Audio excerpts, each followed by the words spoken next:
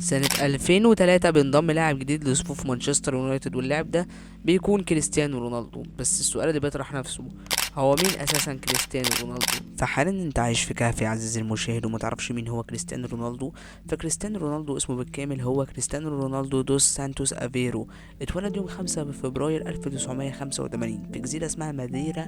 اتمنى اكون نطقت اسمها صح، اسمها ماديرا في البرتغال. مكان صغير وبسيط جدا. ابوه كان شغال في الحدائق كده، فاهم، واحد كده بيقصقص، وامه كانت طباخه. الظروف كانت صعبه، كانوا بالكاد بيعيشوا. تخيل معايا طفل عنده حلم كبير كده لكن ما فيش اي حاجه حوالينه بتدعمه. الاغرب من كده ان امه كانت هتجهده قبل كده وهو صغير، بس هي كانت بتشرب كحوليات كتير وكانش عايزه الطفل ده لان ما كانش فيه فلوس خالص.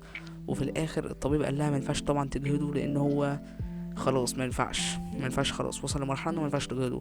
ولو كانت جهدته كنا عمرنا ما هنشوف كريستيانو رونالدو. رونالدو من صغره كان مختلف، كان بيحب الكوره وبيكره الدراسه، عشان كده كان بيبقى عنده استعداد يلعب طول اليوم من غير ما ياكل او يشرب. بس الحلم كان اكبر من انه يفضل يلعب في شوارع مدينه. في سن 12 سنه كريستيانو خد قرار كبير جدا، ساب اهله وسافر لشبونه عشان ينضم لاكاديميه سبورتنج لشبونه. طب تخيل طفل صغير لوحده بعيد عن اهله في مدينه جديده، لكن هو ما كانش طفل عادي، ده كريستيانو. في الفتره دي كان بيتدرب بطريقه غريبه وبيحاول يثبت ان هو احسن واحد في فرقته، وبيحاول يثبت ان هو احسن واحد هناك.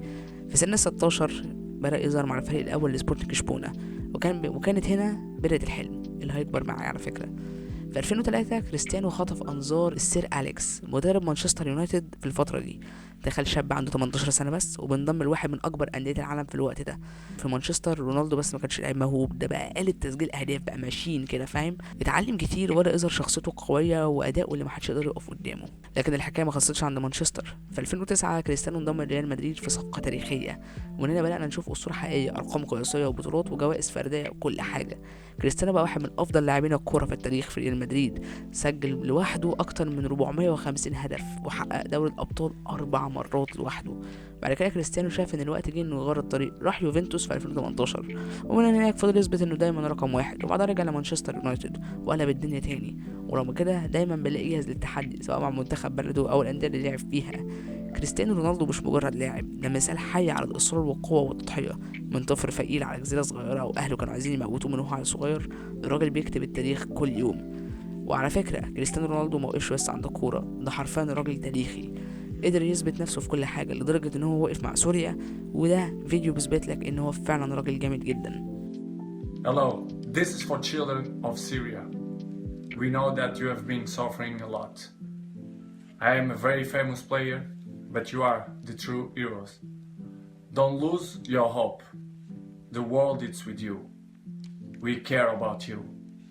I am with you.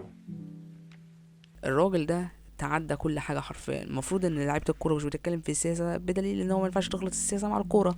لا، على فكرة الراجل ده بقى ما بيهموش حد، ما بيهموش حاجة. مساعدات إنسانية تلاقي، فلوس وتبرعات تلاقي، شهامة تلاقي، رجولة تلاقي، كمان جورجينا تلاقي. فالراجل ده عمل كل حاجة حرفيا. متنساش بقى تعمل لايك وسبسكرايب وتشير الفيديو لكل اصحابك، لان كريستيانو رونالدو على ان مفيش مستحيل، فاكيد مفيش مستحيل ان انا اوصل ل1,000,000 سبسكرايب. وبس، سلام.